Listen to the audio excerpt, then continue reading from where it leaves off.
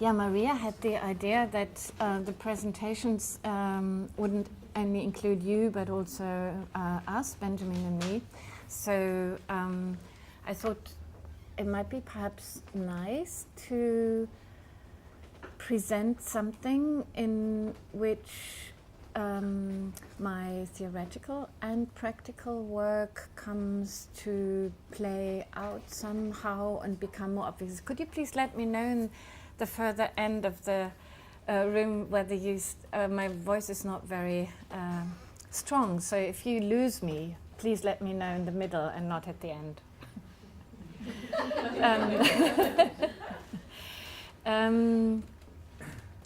So what I show you here is a project that I was involved in at the academy that I teach at, in the context of a specific format that I have installed at that school, which we called doc, in terms of being on the doc, but also documenting, also kind of trying to connect, and which is a very special format in as much as it tries to put forward a methodology of collective work that includes the students as much as guests coming from a variety of different backgrounds, meaning artistic ones, but also people from very disciplinary different backgrounds, anthropologists, sociologists, of course cultural studies, philosopher, political scientists, and so on. And also people from the art field, like maybe more involved people in the art field, like gallery owners or other curators, and to work on a topic with a kind of open end. It could end potentially in an exhibition, but it doesn't have to end in an exhibition. It could be something else, or it could be something that definitely has to become public, but the format is not clear at the outset. It's more really a very process-oriented way of working together. And the idea behind that is something that we talked about already on Monday.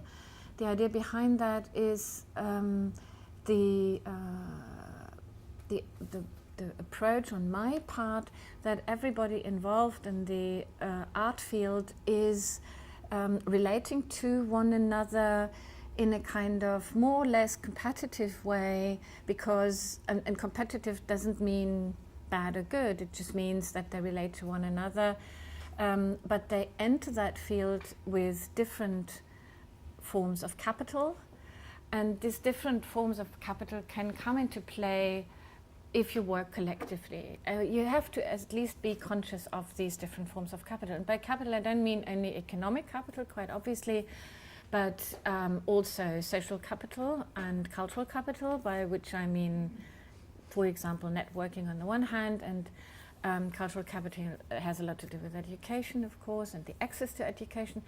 But what in the art field is most prominently felt is symbolic capital, so the symbolic things such as status that you acquire, reputation status. So in that field, all these things come, and in that case, really all these things, in a way, come into play, and have to be consciously maneuvered, have to be consciously made operative, have to be treated in some way. And this project I'm going to show you, on the one hand, I think does that and shows it, but the way that I look at it tells maybe a little bit about the idea that we connected with things when we conceived these 3 weeks workshop.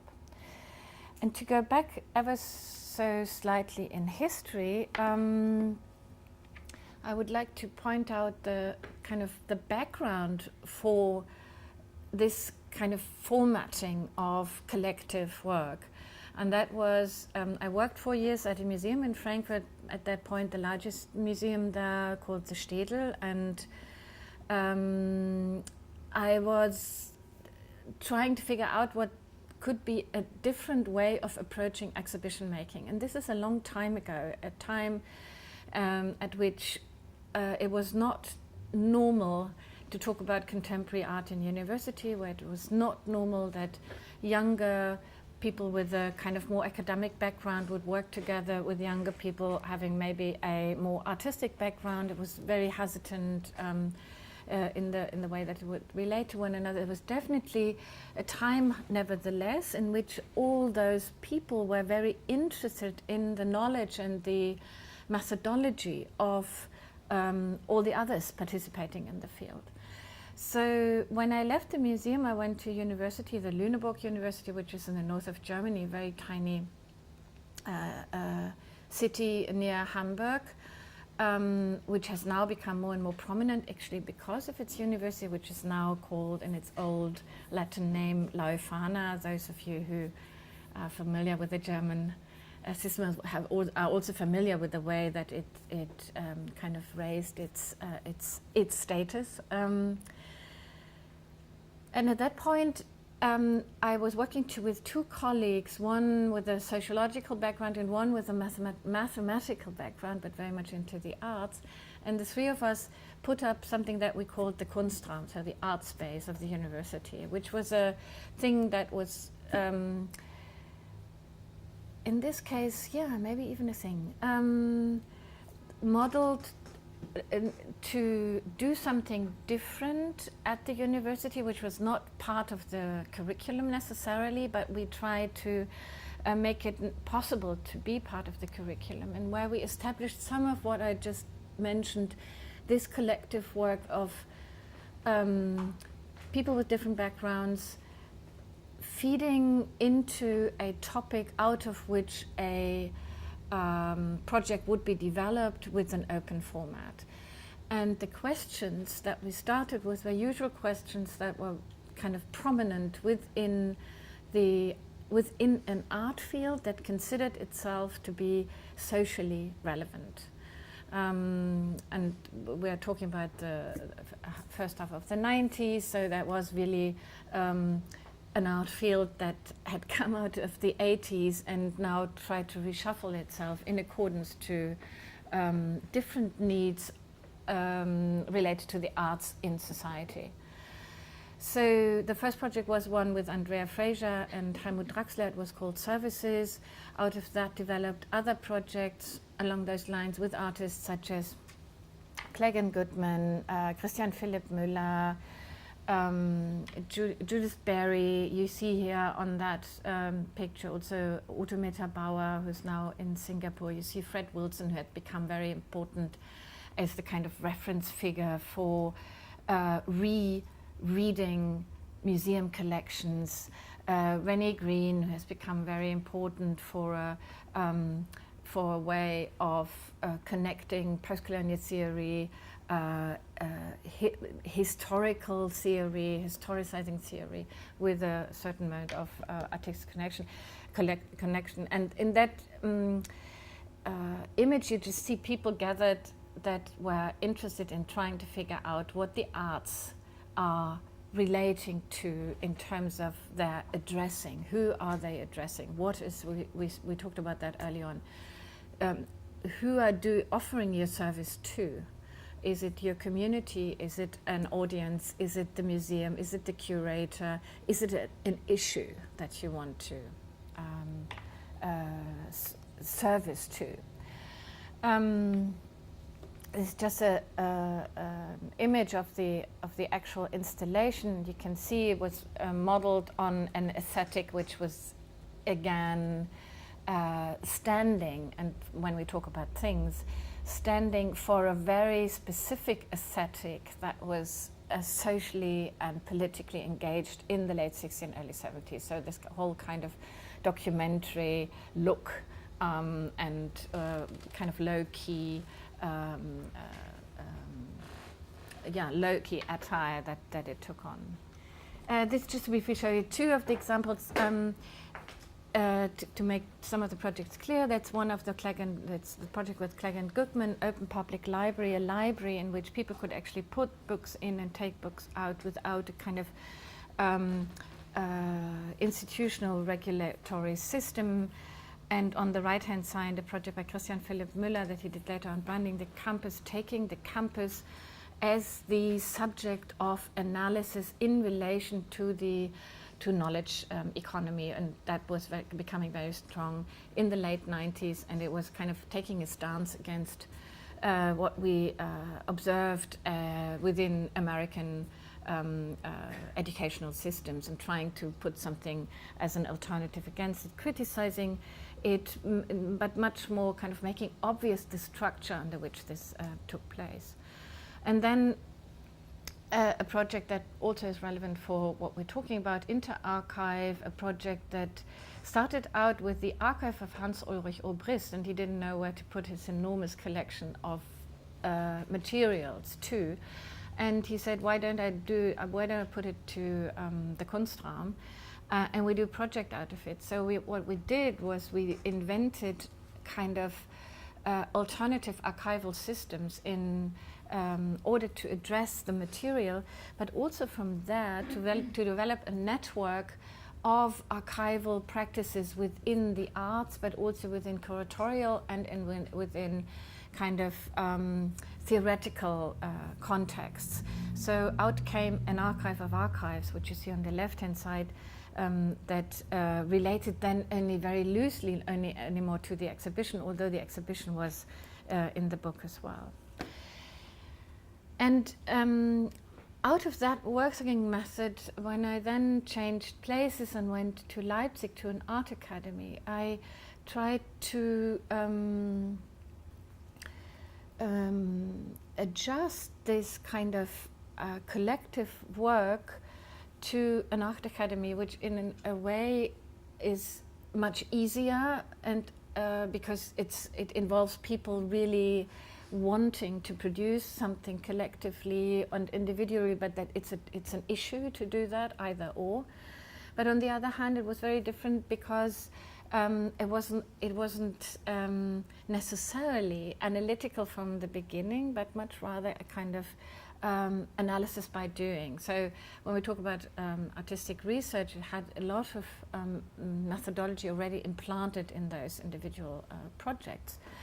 And what you see on the left-hand side is a volume Beyond Education, where and on the right-hand side, a volume that's called Grenzbespielung, which means something like performing the border. But both volumes are much really dedicated to taking up an attitude of institutional critique within the curatorial mode. So to use the curatorial mode as a questioning of the conditions in which an academy works, in which an exhibitionary space in an academy works, in which education works, what an institution of education could be in relation to the city, to other spaces of art institutions. So it was really trying to contextualize continuously in a self-reflexive mode the options that you have curatorially of working together, and reflect the conditions out of which you started doing them. So both publications reflect on different projects that took place at the time, and I won't go very much into that. Maybe I'll just show you here a very orderly view of the exhibition space. It's on the right-hand side a work by Martha Rosler, on the left-hand side Christian Philipp Müller, but usually that space looked much more like a seminar room, because it had events continuously taking place there, lectures, workshops, different presentations, and so these are other projects of the doc and other publications that are not necessarily related to the docs, but to my attitude of dealing with the gallery, because I was running the gallery at the academy for about 11 years. I did not do every single project, but I tried to infiltrate the space with a kind of self-reflexive attitude. I tried to model that space as an, and that brings us back, I think, to the things, as a space which is a kind of countering space. In Foucauldian terms, you would maybe term it an other space, an heterotopy, in terms of how can that space work through its temporal and spatial politics as something that reflects on the other space, defined very abstractly other space around it. By that I mean the architectural, the institutional, the social, the aesthetic space that we were occupying in a way. And so you see on the, I'm afraid it's all in German, you see on the left-hand side a history of that gallery that we were writing, all with that perspective. On the right-hand side, two projects. One is called Sexy Myths, which was taking up on the relevance of the artistic myths in contemporary artistic and cultural production. And the other one is called Out of the Ivory Tower, and whether you took that as get out of the ivory tower or being out of the ivory tower, whatever that might mean. And it was very much, the subtitle is Art, Visibility and Economics. So very much trying to use the questioning of art education and art production and the necessity to become visible as an analysis in relation to visibility and its economic implications that are constantly intertwined in that. And out of that thinking, really, out of this kind of work in relation to the necessarily presentational mode of cultural production and the way of looking at art as a continuously socially defined mode of production, came the founding of the Cultures of the Curatorial, which is an MA program related to curating, but it's not curatorial studies, although it has, of course, a lot of relations to it. But the initial idea at the time was that in Germany there was no cultural studies program. Now there are 3, but at that time, and we're talking about the first one in the first course started in 2009, it didn't exist. And I very much had in the back of my mind the Whitney Independent Study Program, because I thought an enormous advantage there is that students of the arts, students of curatorial practice and students of critical practice actually thought together and developed, that did not realize later on necessarily develop things together, but they think together. They have a kind of theoretical background from which they gain whatever they do in their next steps. And I wanted not only to think together, but to do together. So I wanted people to come together that have very different backgrounds, that think about the options. And at the time, you are all very well aware of that.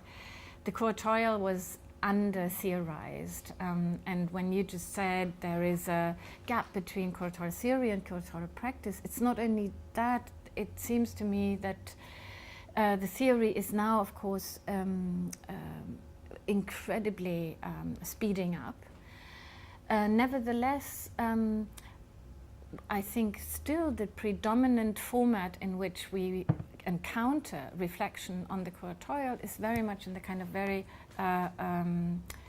personalized mode. So it has this referencing of one's own experience and taking it from there. That's what I'm doing now. But I'm trying to contextualize it.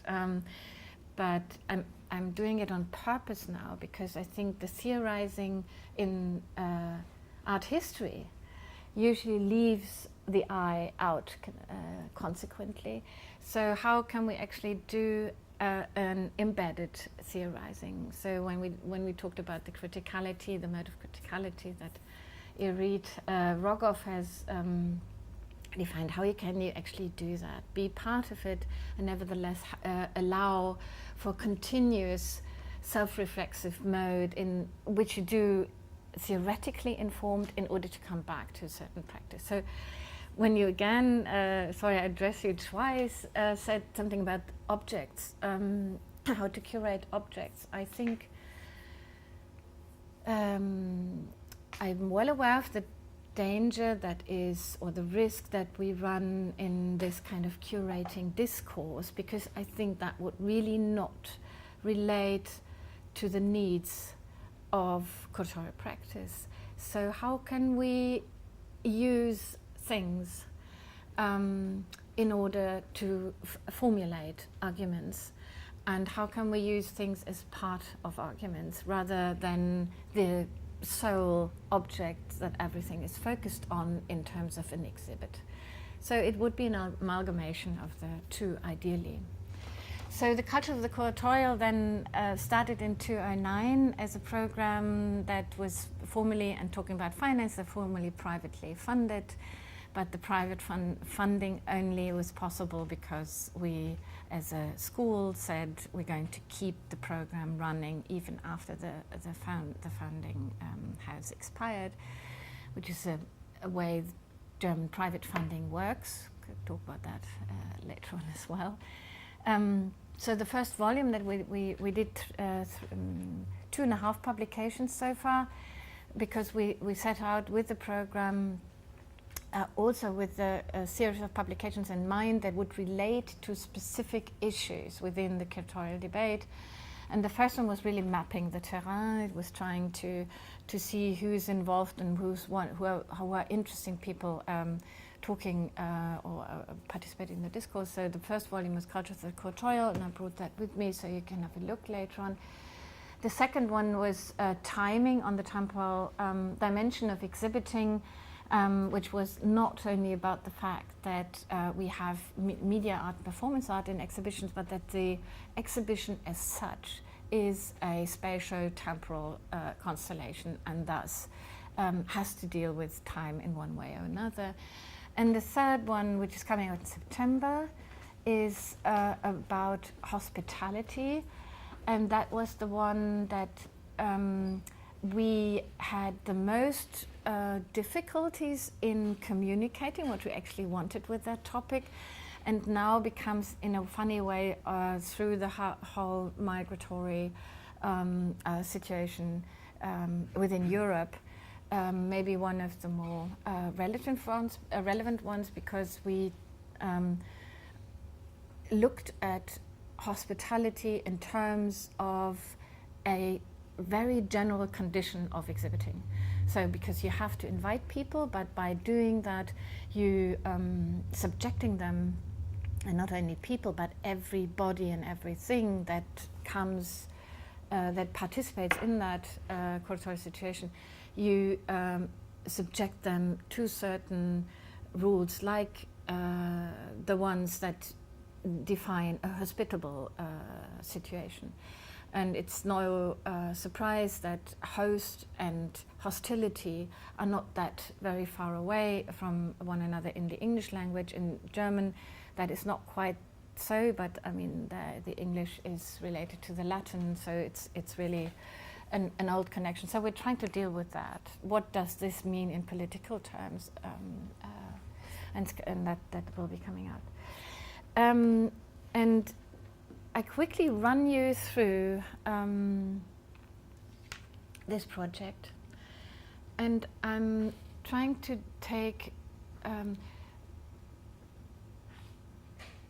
one step back. I brought you 2 other books that I can't leave here, but I brought them because I think when we talk about the curatorial, we have to take into account all the different modes in which the curatorial activity can come into operation. And a book, and we talked about that, kind of we hinted at it in the previous days, a book can be very much a curatorial space, and in a way, and I think, for example, again, the dictionary, but all the other formats that we already talked about, book is just one thing in which we might apply that.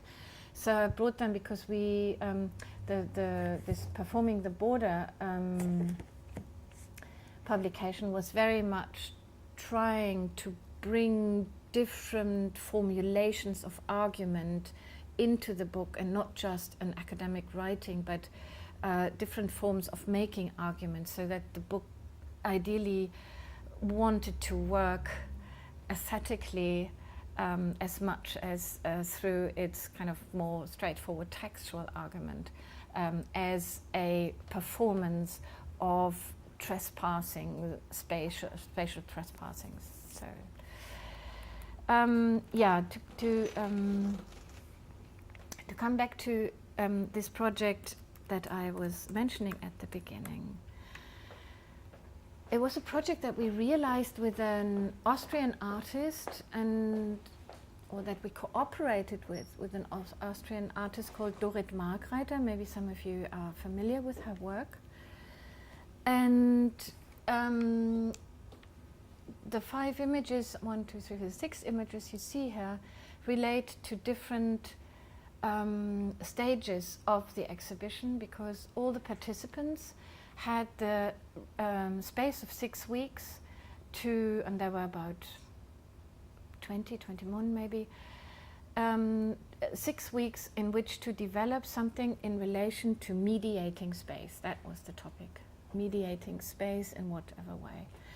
And the idea of using those 6 weeks was something that the participants were free to design, whether they would want to do something individually or something in group, whether they wanted to do it at the same time or consecutively, whether they wanted to amalgamate one project or kind of grow out of another.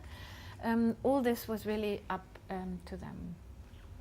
The cooperation with Dorit Margreiter, apart from the fact that we had a long theoretical preparation period in which we looked at examples, textual as much as artistic and curatorial examples, the way that Dorit Margreiter phrased her participation in the project was, I give you 3 panels, and they're originally connected, 3 white panels. I show you in a sec. And these panels have to be in every single stage of the project, whatever you do with them. And if you shredder it, or I don't know whether that's an English word, if you mash it up into pieces, or if you make it into a purple thing, I don't care, but at every new stage I want it back. It has to survive somehow at the end of the until the end of the project. And the way that I look at it now is that I want to take you through some of Dorit Margreiter's projects, in which she uses panels and how she uses them, and then lead you through the project. And at the end, what I would have liked to show is how these panels work like things in a variety of ways, and they take on agency in a variety of ways.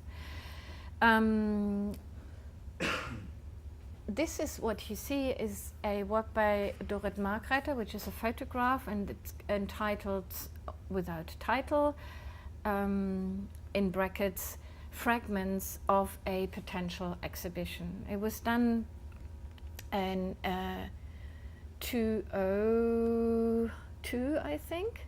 And what it shows are parts that could become parts of an exhibition, but not necessarily have to become parts of an exhibition. So what I think they do is very much relate to the state of potentiality that is always in objects already kind of as an immanent quality. And with that, they already carry with them a before and an after. And when you then look again at the Latin word of exhibition, in English that's much more obvious in a way, because it's an ex, which means out, and as a kind of separation, and positioning. Ponere in Latin is to put, to lie, to set, all these different meanings. So having those two together means definitely means to put something out of itself, or to put something out in order to present it.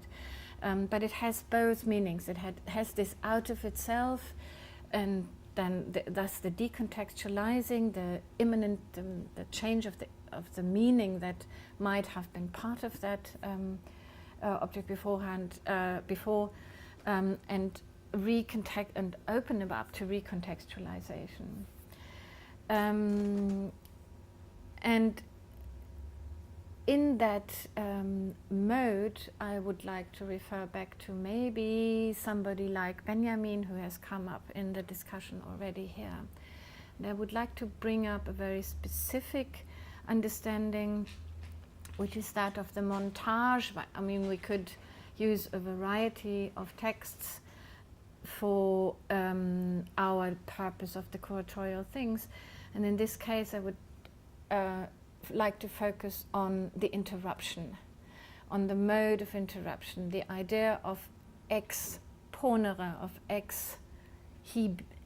exhibit, is one that interrupts a continuum that seemed to have been there before. It interrupts the meaning that things have taken on, and allows for a new formulation. And this kind of interruption in the Benjaminian term is one that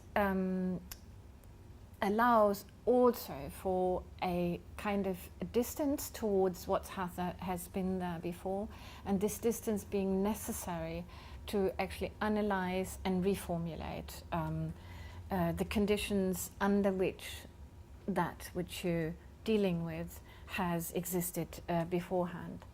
So exhibition in itself immanently has the potential of making a reformulation possible, of initiating it and allowing for making or becoming visible, allowing for becoming visible of things that, of aspects that might not have been seen before. And then a third mode, which I think is very important, is the mode of transposition, of translation. So whatever you do when you exhibit or when you curate is you transfer something from one site in very abstract terms to another, and that could of course be in terms of language, it could be in terms of, which would be in terms of translation the most obvious, but it could be in terms of site, it could be in terms of historic time. So in these very general terms, it allows for translation, and there I would mention, for example, the writing of Hito Steyer, an artist that has come up also in our discussion, who points to Benjamin with respect to translation as one in which this interruption is made strong in terms of differentiating between the dominant subjects and the subjected objects, so to speak. So it's very much about analyzing hierarchical structures. The way that Dorit Margreither was using her position harks back to what she previously did. I'm just showing you, that's the sketch that she offered and said, these are my panels and these are options in which they might appear. You decide, but I want them there all the time and I want them to survive the 6 weeks. She used panels in a similar mode in previous works. For example, here this is one called Event Horizon, which she did at a Viennese gallery, Gallery Krobat, and was using it here as, of course, a partitioning of the exhibition space, the most obvious way, but again, in relation to things, it was carrying with it also the association to a wall that Rem Koolhaas designed for a Guggenheim that was planned to be installed in Las Vegas. So she was using the wall as an architectural reference, and with that architectural reference, also a reference to conditions under which art is presented nowadays, meaning the Guggenheim as a franchised kind of model of museum building, and then Las Vegas on top of that at the kind of very specific economic situation in which that museum was going to be placed. One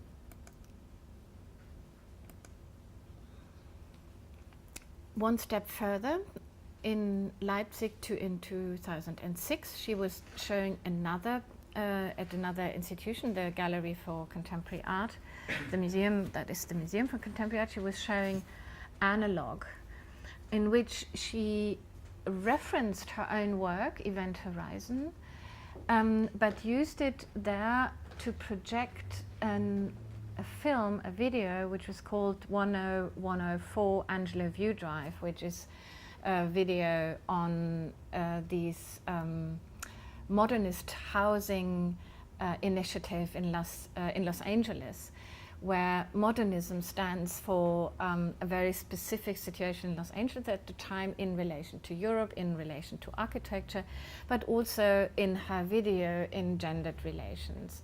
And this video thus was kind of projected to the wall that she used from Event Horizon in another kind of citational way, schlepping with it the meanings that it had taken on over the course of the previous usages. And then the next use of a wall like that is the one that she used for an, I would call it, imaginary artistic space, the European Kunsthalle. I don't know who of you has been familiar with the activities of the European Kunsthalle. It's a Kunsthalle meant to be in Cologne, replacing a space that had been there before and that had been important within Cologne, within the Cologne art scene. And by naming it European Kunsthalle, there was a certain assumption already coming with it, because this European Kunsthalle never turned into something material, but they had its place for some time. Then they were migrating to New York and to Geneva and to Vienna.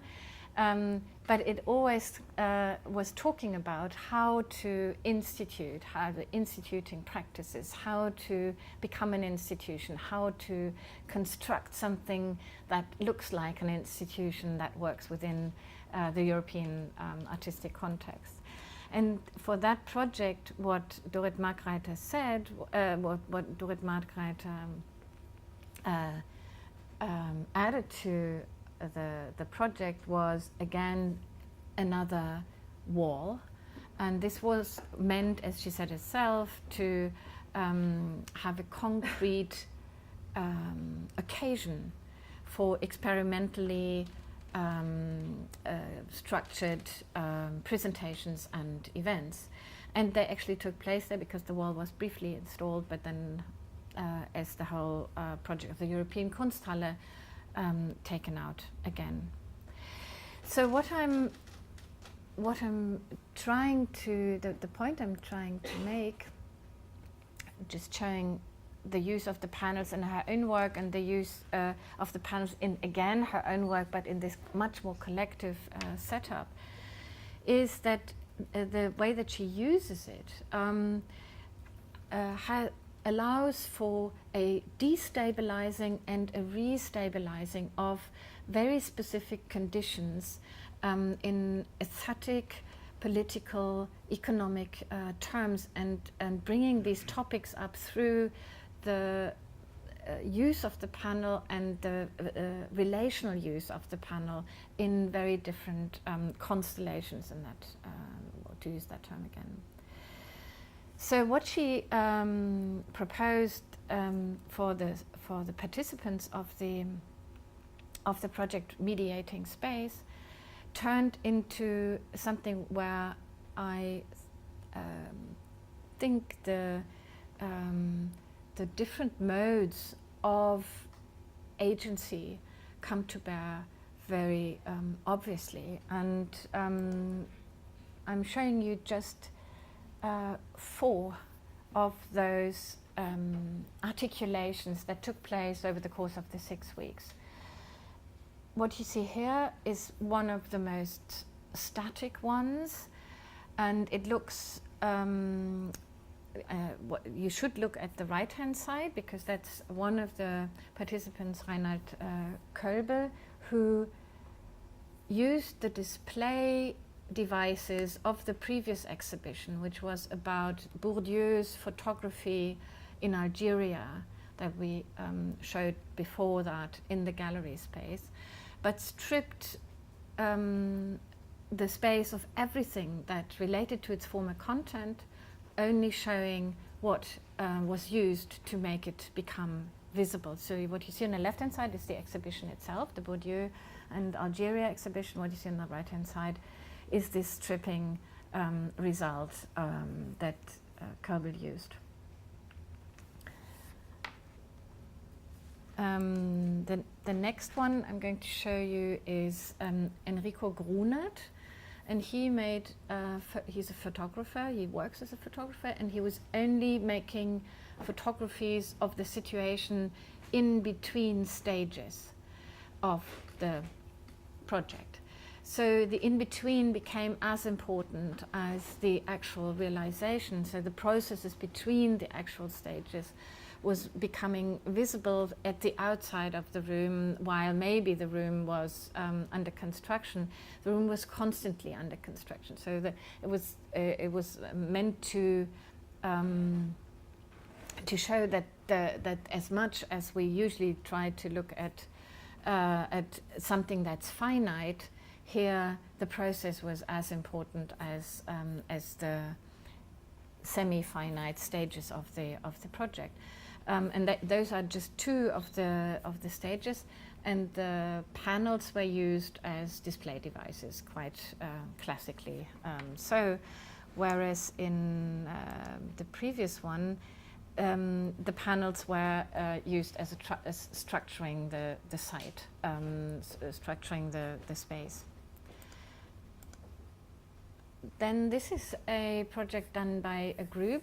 They called themselves Studio Musical, and you can see the panels as devices to embetter the light for the whole scenery. But the light was meant to shine on the production indeed of a video that was very performatively produced, and the video showed a song that was performed in a dance about the education at an art school. So what they did is they disciplined themselves in a mode of dancing while talking about the disciplining that you undergo when you are in an art school. So that was what the project was about, and everybody was invited to come. As you can imagine, some people came, but not that many to participate, but a lot of people came to watch. It was a 3-day open studio in which this was rehearsed and then performed. And the last one, I mean, you can see it's becoming kind of more and more performative and more process-oriented, which doesn't relate to the actual timeline of the project. It's really very much more interwoven. One of the people, for example, was making a wooden construction that would then make other objects become invisible. Other people would do a project that would run out of the gallery, so they wouldn't be confined to the gallery space, but could instead show somewhere else. So it was a variety of different strategies used. And this is maybe the most collective one, and it was called How to Put Things We Cannot Space. And it was a 4 or 5 day time frame in which the gallery was used as a cafe, in which you would actually be able to get food for lunch and for coffee and for dinner, which was also used as a seminar space in which the people would invite others they wanted to talk to, that they would give seminars there. For example, Dorit Margreiter was invited, I was invited, but people from outside who had very different point of views on the problematic of how to put things we can in space. There would be workshops, there would be a table football game, there would be the presentation of the, what was it, maybe the World Cup, I think it was in 2006, I'm not quite sure, sorry. But I think it was either the World Cup or the European contest of the football. And the interesting thing within the school was that it was replacing or wanted to replace the cafeteria that wasn't at its old spot anymore, because it got regulated, because the school said we can only allow for cafeteria that is kind of professionally run. You cannot run it as students anymore. So what they did in a kind of political way is reoccupying a space in the school in which teaching and feeding, so to speak, or a feeding of different sources and with different items was taking place at the same time and under the conditions that they wanted to set. Of course, they were quite aware of the fact that it wouldn't work like that, because, I mean, they got the allowance to do so. But nevertheless, it was a continuous reflection on the conditions under which you could actually work like that. So in the hybrid role that Margreiter was taking on within the project, let me perhaps point to some of the roles she was taking on, because the outcome of the project also, or the implication of the project also, was something that I think for us in terms of thingliness is quite relevant, that the roles of those participating changed continuously in relation to one another, in relation to the objects they're dealing with, in relation to the space they were occupying, in relation to the time that they were occupying, also in relation to one another. And they were quite aware of the different forms of capital being brought into that exchange, by which I mean there is, of course, always a hierarchy between students and teachers, and between administration and teaching staff and other people involved. And through the different modes of reacting and dealing with the panels of Dorit Margreiter, they developed strategies of redefining these roles continuously anew. So also from the point of view of guests and hosts, for example. Nevertheless, it meant that they dealt with Dorit Margreiter in a very specific way. I think it's very difficult to differentiate between reacting to the panels and reacting to Dorit Margreiter as an established artist. So that capital played a role within the project, of course, as well. And when we talked about at the beginning of this week about maybe looking at things not only in material terms, but also in terms of abstract issues coming into play and participating in the relational situation of things, then, for example, status really has to be taken into account, this kind of acquired capital that plays a role in it. And then maybe just to point to two theoretical models that we might look at further. One, in this case, being Bruno Latour's agency, and the question of maybe an entity that does something could be made relevant for the exchange about things in this case. Also, and you mentioned that earlier, also with respect to the question of, is object theory actually a mode of depoliticizing certain issues, or can we bring it back into a much more socially, politically informed discourse, which I think is something that has to be developed. I don't know of a text that I could recommend in that respect, but I think it's a direction that I particularly would find extremely interesting. And the other maybe theoretical body I would like to refer to is Giorgio Agamben, and there is a notion of in German there's the word that implies it already, it's Angesicht, which means you have something that is already addressed in a funny way. But it's this Angesicht, in this face, he defines as the encounter, the political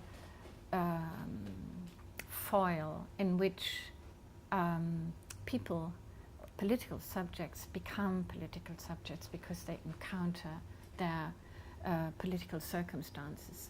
And we're not talking about self and personality and individuality, we're talking about this kind of face.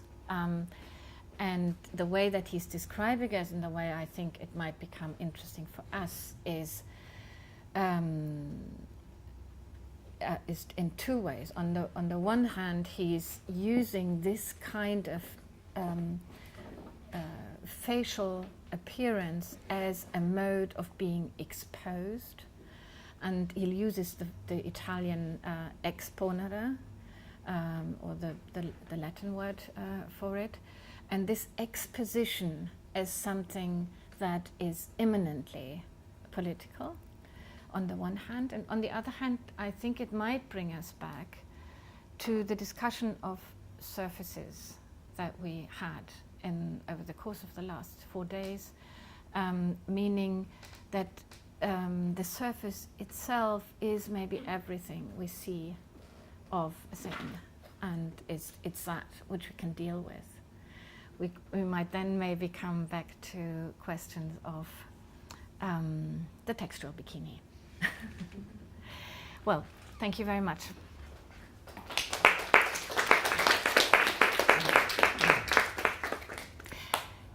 And if there are questions, we have 5 minutes.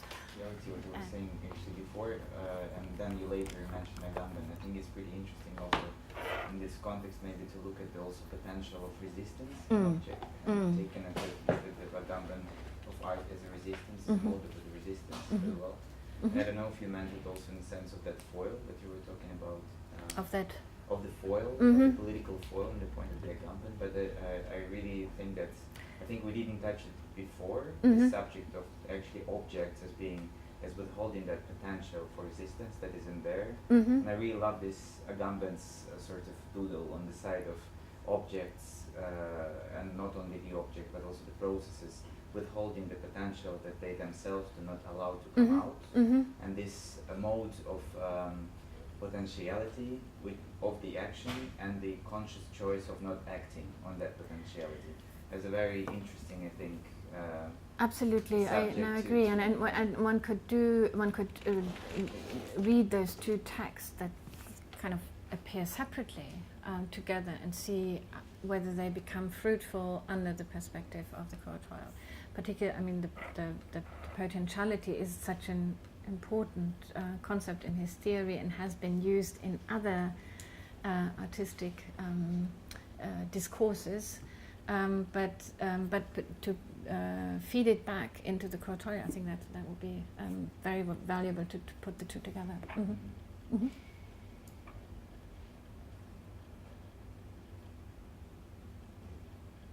This is sort of a random thought because I did raise the question of depoliticization in the Anthropocene and all.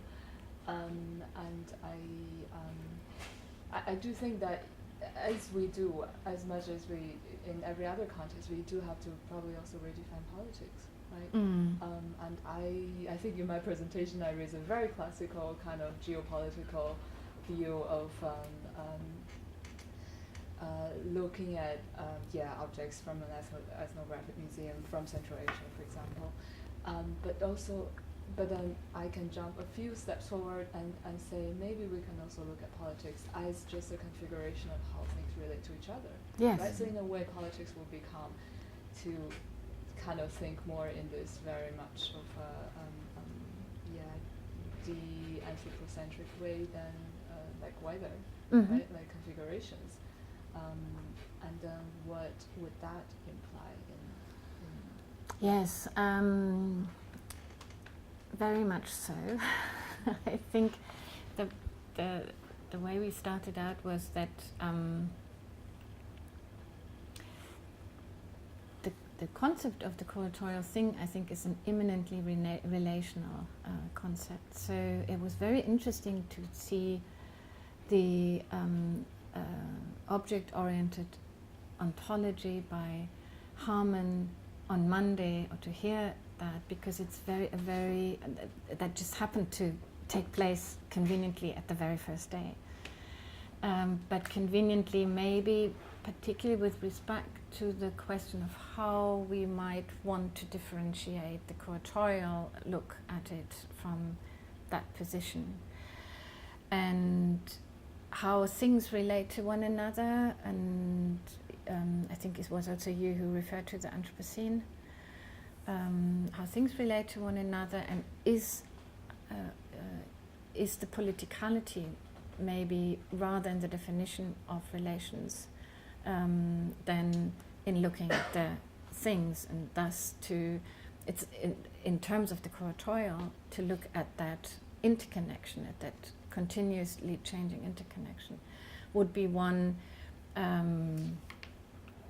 that I would find extremely valuable, and would mean that you just said it was a kind of a very conventional way of reading. I think that it's not conventional, but I think it would be one that could be set in relation to a lot of other relations that are made up in that process. And from what I understood you're doing, this is exactly what you're going to do, that you have different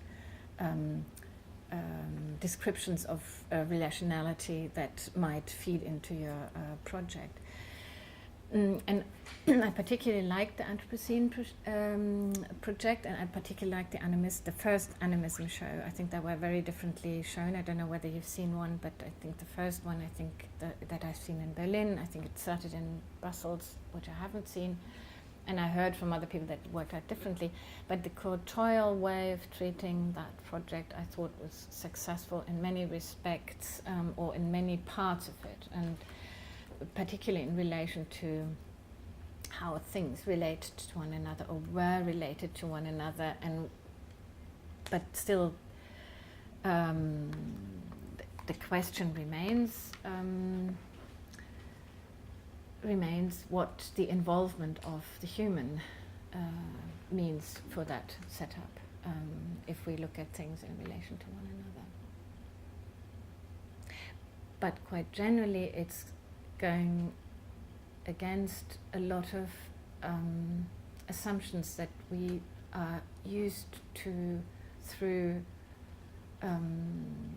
modernism's discourse of autonomy and the discourse that assumes that there is some kind of essential meaning, and